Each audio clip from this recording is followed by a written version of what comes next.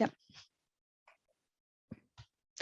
So good morning again to everybody. So welcome to this second round of breakout sessions to present you the topics that are open in this 2022 call of the Clean Energy Transition Program. So we have collected in this breakout session call involving and empowering citizens in the clean energy transition, 2 topics that are open. In the call 2022, one looking into addressing energy poverty, mitigating energy poverty through building interventions in vulnerable districts, and another topic on supporting the solidification of the concept of energy communities, supporting energy communities. So basically, with the clean energy transition, we continue to support empowering the role of citizens in the energy system, and also supporting that the transition it's done in a fair way. So that's why we have these 2 topics that build quite a lot on the topics that were open in the last year call. That's all from my side. So then we start with the presentations of the topics. We'll start with the topic on energy poverty. For presenting this topic, I pass the floor to Silvia Vivarelli, which she will guide us through what we are expecting from this topic in the call 2022. Thanks, Silvia. The floor is yours. Thank you very much, Maria. Thank you. I hope yes. So I'm going now to somehow to dig a bit into the energy poverty topic. So the full title being Addressing Building Related Intervention in Vulnerable District. Next slide, please. So Achille has just provided a very nice and detailed kind of policy framework that somehow under which this topic is being built to address exactly the main issues. So on protecting and empowering consumers, including energy poor, vulnerable ones. So how energy poverty is becoming a major challenge is more and more evident, especially with the ongoing framework situation, and the number of people that are affected by energy poverty is expected to unfortunately to further increase. In 2020, 8% of the EU population, so around 34 million people, indicated to be unable to keep their homes adequately warm, and unfortunately we could expect this just to be increasing as a phenomenon, and this of course is linked to a number of factors, but the main ones are the high energy cost, also the low income that many people are experiencing, and also in particularly important for the topic is that the dwellings are quite inefficient from an energy point of view.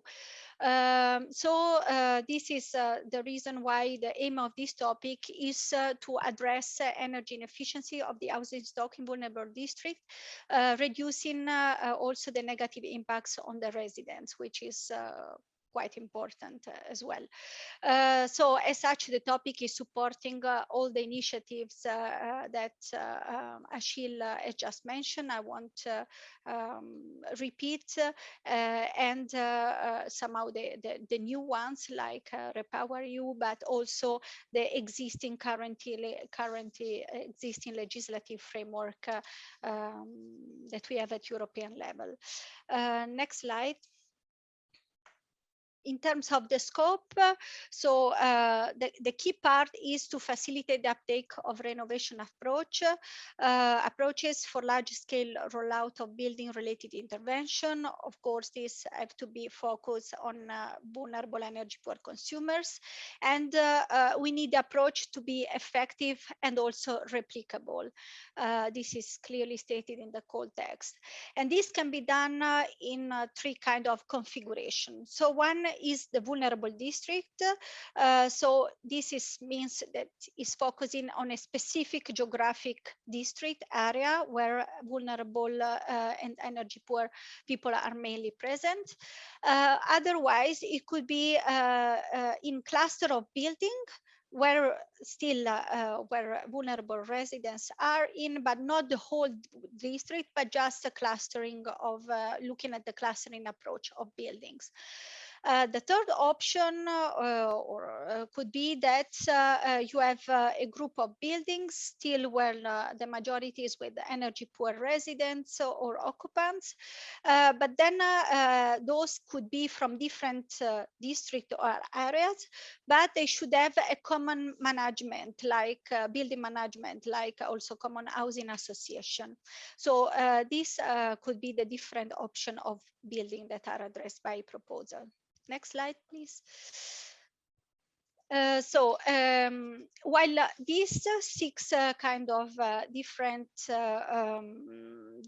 elements that you see in these slides, they have all to be taken into account by the proposed action. So the first is somehow that the type of housing that will be targeted by the action have really to be clearly identified. So in the call text, you could see that this could be private or public rental housing, individual or multifamily buildings, owner occupied or mixed tenure, and this kind of buildings. But what we wanted also to stress that in case of rental property, so when is rented the dwelling, then it should be really taken care that post-work occupancy costs are not increasing. This to avoid district gentrification that we really need to absolutely prevent. Then all these building and renovation intervention, they should address a proven solution. So no research and innovation, but only proven solution. And a requirement is that deliver significant energy savings. So somehow the energy, the level of energy performance after intervention should be good or very good. And in that intervention could also cover renewable energy, heating and cooling, and or electricity if appropriate. Then another consideration, important consideration, is that the occupant behavior should be taken into account as well in proposal. Somehow the residents have to buy in the project, so to be involved from the very beginning, to be involved in building the strategy, but also post-intervention behavior measure to increase an energy efficient behavior.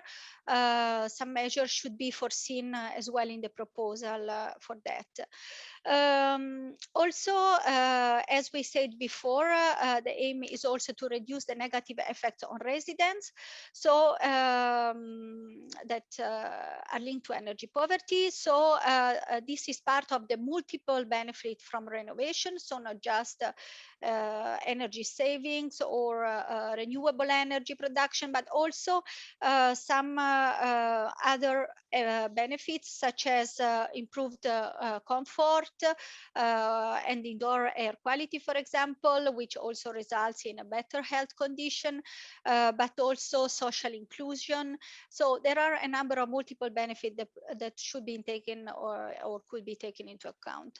And we want also to see the involvement of local authorities in that, as well as what we call intermediaries. And some examples are provided in the call text of what we consider as intermediaries that could be involved, such as tenants, homeowner housing association, social and societal actors, or renewable, for example, renewable energy communities and citizen energy community. In that we see as well raising collaboration, increasing collaboration between energy community and the tackling of energy poverty, which is good. Next slide, please.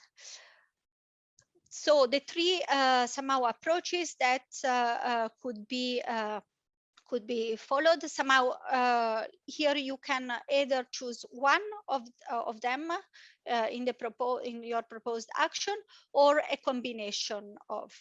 But while choosing a combination of, please try to remain focused. The first approach is supporting the renovation of private multi-apartment buildings. And here the focus is on reinforcing and adapting the governance and decision-making structure of building management and homeowner associations. As well as tackling the framework regulatory barrier. And also there is the possibility to set up and then coordinating some support services that could be taken into account in that. The second one is develop and implement roadmaps of energy renovation. This, of course, has to focus on vulnerable district or group of buildings where residents are vulnerable. In that is important to involve all the relevant stakeholders already in the elaboration and then in the implementation, but also consider, please, that low-cost measure should not be the core of this kind of action, but could be an accompanying measure and should be, because as I said before, behavioral aspects should be also taken into account in our proposal, but not at the core of the proposal. Here, what we want to see is that the hard measures of energy renovation are taken into account. Then the third part, the third proposed approach that could be taken into account is rolling out holistic industrialized deep renovation solution. And in that you can also look at the number of previous project we had on that, maybe not focusing specifically on energy poor vulnerable consumer, but you can look at, for example, transition zero or other projects that have in the building renovation under Horizon 2020 that were really, let's say, could really take as a source of inspiration. Next slide, please. Next slide. Here are the expected impacts that have to be really specific for energy poor households. So not all of them have to be addressed. It depends very much on which of these approaches you would choose, the three approaches that I've just mentioned you would choose, or the combination of which you would choose. But the possibility are listed here. So somehow the number of dwellings that are renovated, or roadmaps developed, or number of energy consumers impacted, but also the multiple benefits that I mentioned already before. As of course, as we are, this is a program that is supporting energy efficiency and renewable energy. In that, we would expect also some primary energy savings triggered, but of course, we are fully aware that with energy poverty, energy poor or vulnerable consumer, the impact that can be achieved in that respect are usually not very high, but still we would expect to achieve them. And then a renewable energy generation trigger in case this is considered in the measure proposed, and the investments, related investments. But then you can also add some topic specific, some project specific project indicators out of the one that are listed here. Next slide. With this slide, next slide, please. With this slide, we would like to provide you with some key takeaways. So somehow the focus should be on building related intervention. So in the past, we used to support projects dealing with low cost measures, behavioral change. As mentioned already a number of times during my presentation, this should be a accompanying measure, but the focus is on building related intervention. Then the focus should be on vulnerable districts or groups of buildings as described before, and their specific needs need to be taken into account, as well as you need to ensure that the actors that we expected to be involved, such as local authorities or the intermediaries that I mentioned already, are involved in the proposal.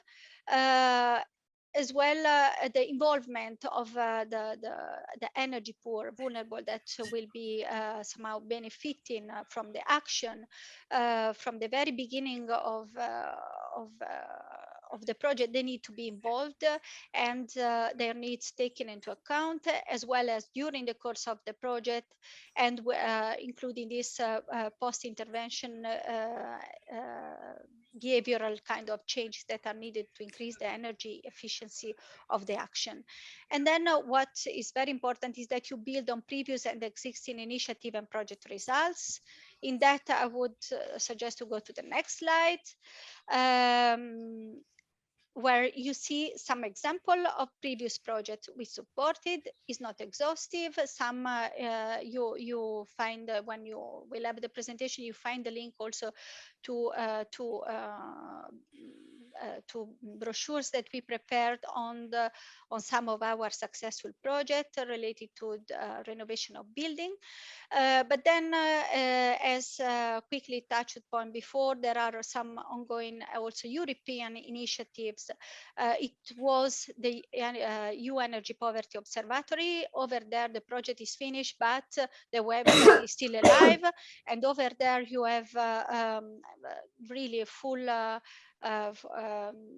the website is still providing a lot of information that could be useful to you, but also what somehow any action looking at energy poverty should take into account is also the EU Energy Poverty Advisory Hub that was kind of follow-up action after the Energy Poverty Observatory. And in that, especially because we are requesting also to link in the projects with local authorities, this advisory hub is specifically going down a bit to the local level, providing a lot of training support to the local authorities to somehow to set up a policy framework, but also kind of market framework, and for energy poverty to be efficiently tackled at the local level. And in that, they are collaborating also with the Covenant of Mayors initiative, and also they are also organizing a number of activities at the local level to address energy poverty. And that's all from my side. Thank you very much for your attention, and we will be happy to take any question you might have at the end of toward the end of this session. Thanks a lot. Thanks a lot, Silvia, for this very comprehensive presentation. We will now go for the next presentation of the next topic today. I see there are some questions in the chat. So after the second presentation, we will be answering the questions on the chat, or some of them will be answered by Silvia in writing, but we will take questions afterwards. So now we go for the presentation of the second topic, the topic on supporting energy communities, and the floor is yours, Talia. Hello, good morning, everybody. Yeah, my name is Talia Brun, and I work with Maria and Silvia in CINEA. And I'm very happy to present this topic, which may be familiar to some of you, because it was open in a similar form, not exactly the same last year. But we decided to reopen it this year because it got a lot of demand, and also because we think that it really tackles an issue that is still very relevant. So let's just to mention before we start, for those of you that are planning to resubmit proposals, there are some differences. So please, during my presentation, watch out for those because you may have to edit your proposals to be able to resubmit them. And second, I just wanted to mention two key pieces of information, I guess, which is that the funding rate for this topic is 95%, and also that the deadline is the 16th of November. So just keep that in mind. And with that, maybe next slide, we can start presenting this topic. So I think I will not cover this slide fully because I think Achille did a great job at explaining what are the potential outputs or outcomes of fostering energy communities in terms of renewables promotion, increased flexibility, social, environmental, economic benefits, etc. So no need to cover those. And because of those, obviously, they were energy communities were kind of acknowledged in the clean energy package. And now we have two definitions: the renewable energy communities definition in the Renewable Energy Directive, and also the citizen energy communities definition in the Market for Electricity Directive. So those definitions, I mean, we could speak hours on those. I think you all know that, but we will not cover that today. But I wanted to have them there because along with those definitions, the directives ask member states to put together national enabling frameworks for energy communities. And these national enabling frameworks have as a purpose to basically allow energy communities to compete in a level playing field with other market actors. And the reason why I say that is because we would like some of the proposals coming out of this topic to really help member states design better enabling frameworks. So these two directives, I mean, the deadline to transpose these directives is passed. Some member states have transposed them, and some of them are still in doing so. But for the national enabling frameworks, it's really very much work in progress across the board. So some member states are more advanced than others, but I think it's an area where there's still a lot of policy development that will take place in the years to come. And we would hope that some of your projects will provide local laboratories or pilots to really develop better enabling frameworks. So with that, maybe we can move into the kind of the topic text as such. And next slide, please. And here, the objective of the topic that also was mentioned by Achille is really to foster the collaboration between local and regional authorities and energy communities. And the reason why we decided to support this kind of topic is that, as you know, the European Commission has been supporting energy community development for years now, first through Intelligent Energy Europe, then Horizon 2020, and now LifeSet. And when we looked at some point, we looked at all our successful projects in terms of collective actions in the field of energy, and we realized that those that were successful were the ones in which the local authority or the regional authority was really supportive and was behind the initiative. And so we decided to try to replicate those examples further across Europe, and that's why that's the kind of the raison d'être or the reason to exist for this topic. But we also acknowledge that, I mean, different member states are very different. And so the ways in which we can promote community energy in different contexts vary a lot. And in some contexts, it's really the local and the regional authorities who will be leading these initiatives. But in some other contexts, it may be private actors, of course, with the support of local authorities or in coordination with local or regional authorities. But it could be private actors that would really deliver services that enable community projects to flourish. So that's why maybe if we move to the next slide, this topic has, next slide, please, has two scopes. One is really focusing on local authorities collaborating with citizen-led initiatives, and those are, under that scope, local authorities should have a prominent role in whatever you propose to do in your project or in your proposal. And it has a second scope, which is really developing integrated services to support community energy. And here, the kind of the actor implementing those services could be a private actor as well, or an association, an NGO, or just not a public entity.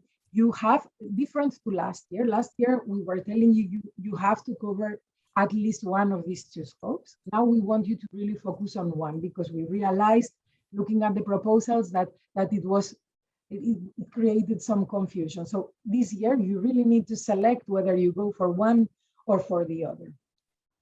Maybe next slide. Let's now dive into each of the two scopes. So the first one, as I said, really the core of this is collaboration between citizens and local authorities. And here, really, there's many ways to go about this collaboration, and we don't want this topic to be too prescriptive, so you can really look at your context and see what fits best on what would do a better job at fostering community energy in your context.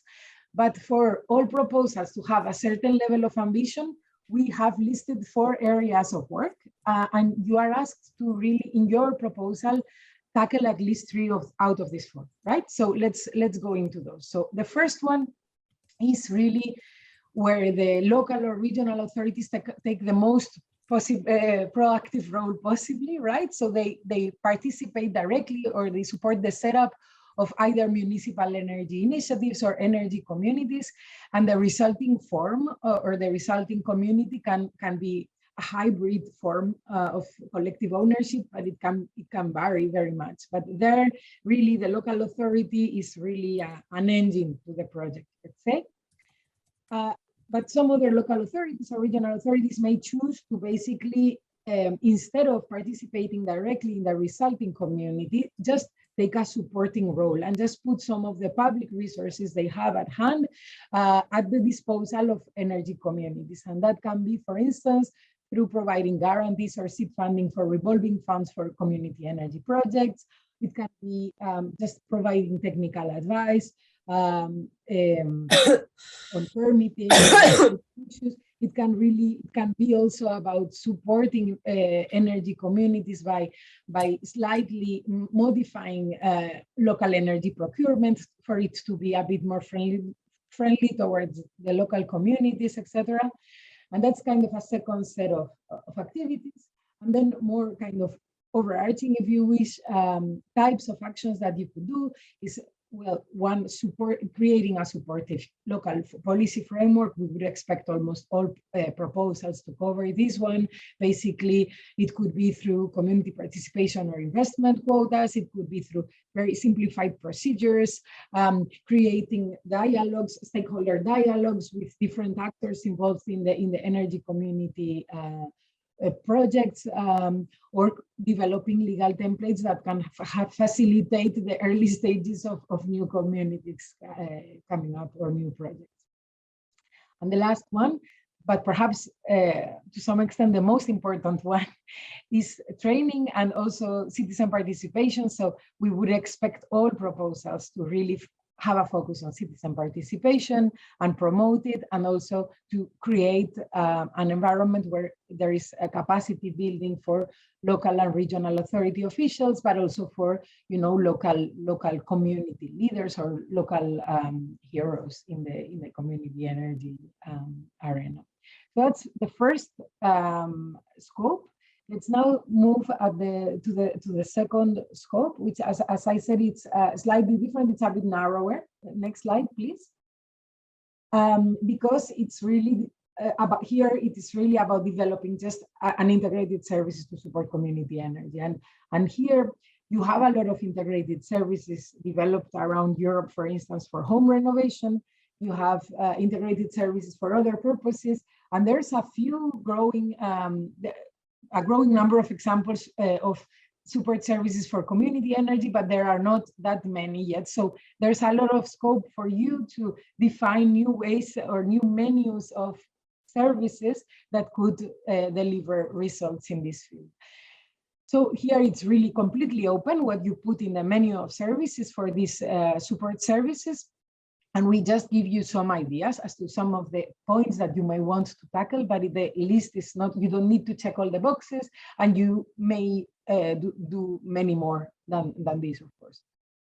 The first area of work that we would expect your integrated service or that your integrated service could cover is information and capacity building. I think Ashil mentioned information is power, exactly that. So for community energy as well, we would expect you to perhaps create a way to really providing information and advice to local initiatives in the energy field, basically on the legal aspects, on the permitting aspects, on local energy procurement, on business models that they could adopt. So, I mean, you name it, basically providing information and local capacity building. The second set of actions that you could take would be about connecting actors through, you know, along basically the value chain of community energy. So from technology providers through permitting authorities through to, I don't know, citizens, local authorities, etc. So you could create these stakeholder dialogues that have proven very successful in some contexts. Another area of action that you may want to look into is the aggregation of projects and supporting commercialization basically many of these projects, many of the community energy projects will be rather small. So having a service that basically aggregates those and supports them interacting with the market, or even accessing, for instance, flexibility services would be very interesting. And a last area that you may want to touch upon is the development of financial tools. And here again, like I said before, the role of the service could be really to, for instance, provide guarantees or seed funding, or even technical advice to come up with the first investment concepts to then approach financial institutions for community energy projects. So that's that. Basically, under this scope, what we would expect you to have by the end of the project is a running service, some ideas as to how to continue that service, and also a local community energy investment pipeline, which means that although many of the projects, by the time the project ends, may not have materialized, that you already have kind of pretty advanced a number of community energy projects in the pipeline that will be supported, or that have been supported by the city. And with that, let's move on to the next slide, which covers basically requirements that apply to both scopes. So, or it's not really requirements, some of them are just remarks, I would say. So the first one is that all these community energy promotion could tackle any area of sustainable energy. So here we are not looking at you supporting only renewable energy generation projects, but you could really have projects in the areas of distribution, citizen-led renovation, e-mobility, district heating, you name it. So here it's really completely open, and we would expect you to be quite creative. We also would like to say that it's not about ticking all the boxes, so probably you will gain credibility by focusing on some in some contexts, but it's very open. The second point I wanted to mention is that if you have some project designs may pre-identify a set of pilots. That's quite common. If you do so, then please try to let us know if those pilots, if you intend those pilots to be renewable energy communities or citizen energy communities. That's helpful. And if you don't have a definition in your local context or your national context, or if you don't know exactly the shape it will take, just justify it and mention it in your proposal. And perhaps the most important point I'm going to make today comes now, right? So basically what we have seen is that many of these projects that try to start from scratch and reinvent the wheel, basically. And we would want you to really, this year, make an effort to really now start researching existing national enabling frameworks for energy communities, start researching what the work of the European Energy Communities Repository will be, and what the role of the Rural Energy Communities Advisory Hub will be, and try to develop a concept that is complementary to what they are doing already. As Achille mentioned, that the websites for these two initiatives, European initiatives, will be up this summer, so that you will be in the process of proposal writing. But basically, they will do quite a lot of like data gathering for energy communities. They will have a mapping of existing energy communities. They will do a legal analysis of the transposition in the different member states, and they will already do a kind of a library of tools for energy communities. So some of the work that you may think that you need to start from scratch will already be done, and you need to try to complement that. Of course, you may need to repeat some of those things for your local context, but just know that it exists at European level. And if you plan to do activities that are kind of common sense for the promotion of energy communities, such as, for instance, training local heroes or local energy community champions or those kind of things, just know that there's a wealth of projects that are doing that and are developing training materials and are developing tools. And before you propose a completely new tool, you may want to know what's there, so that you can really devote your resources to the complementary areas, which often are about engaging citizens, which is the heartbeat for most projects, right? So we want you to just be a bit opportunistic, use what's there, and really devote the resources to what is necessary.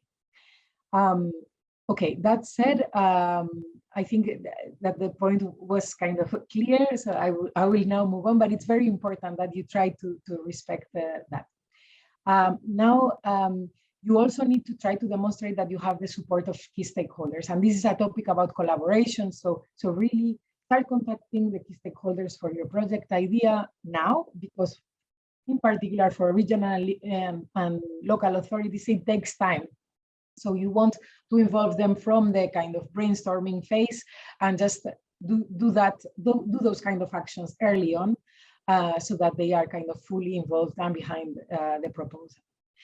And then 3 areas that we have seen that are not fully covered by many proposals that we received last year were the 3 that I'm going to mention. Also, policy feedback. So policy feedback is often dealt with in quite generic terms, and we really hope that your projects, as I said, can enrich the national enabling frameworks, but can also help develop better just local and regional legal and regulatory context. So think about what's necessary in your specific context and let us know, but if you can, do it in a detailed way. So if you identify that, for instance, in your region, the issue is the communication with the DSOs, you may devote your advocacy activities to that, but you gain credibility by being quite precise and doing a kind of an analysis early on what the policy and advocacy needs will be.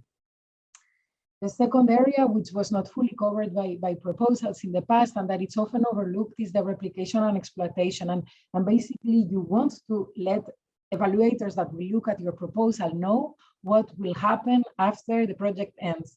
And for instance, for proposals that plan to develop integrated services, it is not enough to have the integrated service running for the time that the grant will be up. You need to already give some hints as to how you plan to continue that service going forward. And it's very important that you don't only say, I will do a replication and exploitation plan once I get the funding, once the project is running. It's very important that at proposal stage, you already outline some of the ideas that you will explore.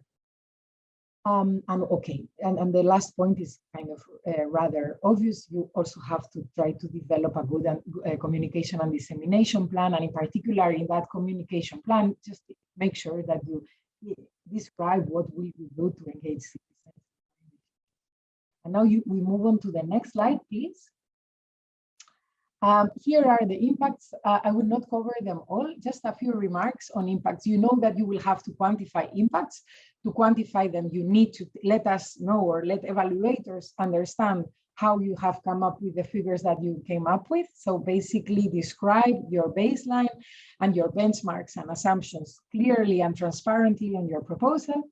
You have to make them, you have to have ambitious impacts, but ambition should not be should not compete with with credibility, right? So you need to make sure that the figures that you provide match the kind of activities that you're going to propose.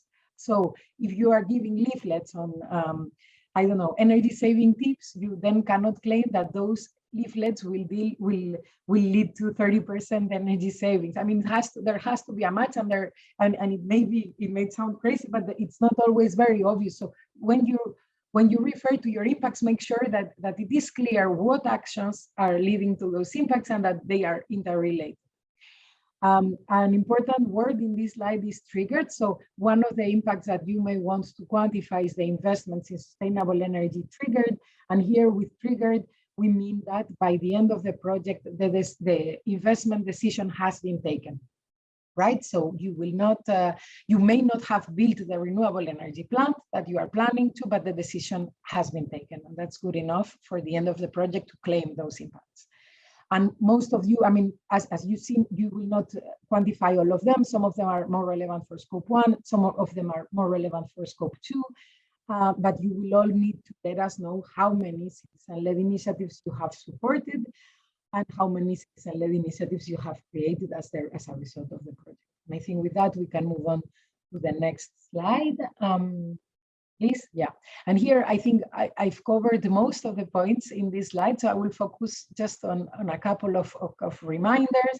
The first one is please do your homework and really try to start from an analysis of the needs of your target regions. So you cannot imagine how much credibility you gain in a proposal if in the first 10 pages, the expert evaluator gets the feeling that you have really done an analysis of what's necessary for the place where you plan to intervene, and you're just not copying like a standard kind of action plan from somewhere else. So really start by doing a needs analysis, please. And the rest I think I've covered. And just the last point I want to mention is that this is kind of, I mean, LifeSet, as you know, is a relatively new leg of the LIFE program, and we are learning by doing. So we continuously publish frequently asked questions. Now there are some already on the website related to this topic, but there may be new frequently asked questions related to the UNERCOM topic as we go along. So just have a check once in a while if you're writing a proposal for this topic, because they may answer some of the questions that you may have had while preparing the proposal. Next slide, please. Here are some of the frequently asked questions. I will not I think it's more interesting if we devote some time for question and answers, so I will not cover them, but you will get the slides. So maybe next slide, please. And here you have a number of topics, a number of projects from Horizon 2020 mainly, and also from LifeSet that are dealing with energy communities. They are doing very different things, and these were funded through topics that were very different to the one that you are applying to, but they may have produced useful tools, as I said before. So have a look at some of those when preparing your proposal, because they may provide useful materials, but also look into the super interesting projects that are happening at local and regional and national level, because there's a lot of things that are not covered by European projects in this field, which are very relevant for potential proposals. Okay, and I think with that I will close. Thanks a lot, and good luck for your proposal writing. As Achille mentioned earlier, I think energy communities will be even more important in the context of Repower EU. So I wish you very fruitful brainstormings and good luck for the writing. Thanks a lot, Talia, for very comprehensive information with a lot of information and also tips. So how to make your proposal more credible. So that some homework has to be done beforehand. You cannot expect to spend 18 months doing an analysis of the situation. The analysis should come already. You have to know what's going on. So I'm going to look at the chat. We have not a lot of time for questions, but some questions have been already answered while we were talking. Let me check if I managed to see the chat, and I don't know now. I don't manage to see it. I don't know why. So I might have to ask. I think there was a question on the type of buildings that could be covered and the different approaches. It was by Beuk, but I think Silvia has already answered. But maybe Silvia, you can tell us your answer so that everybody knows. I'm sorry, I cannot open the chat. I don't know why. Let me see. Yes, or I can read for you, Maria, as well the questions. So the question was if somehow they could be. So I can read the question. The question was, can the focus be on different vulnerable communities in different countries? For example, a common building management in one country or a group of building in another countries? And my written reply was yes. So the action can address different type of what we call vulnerable district, but actually, as in one of the slides I presented, could be either vulnerable district, cluster of building with vulnerable residents, or a group of building with common management. So you can have different kind of this type in the different countries addressed by your proposal. Yeah, of course, this will depend on the country.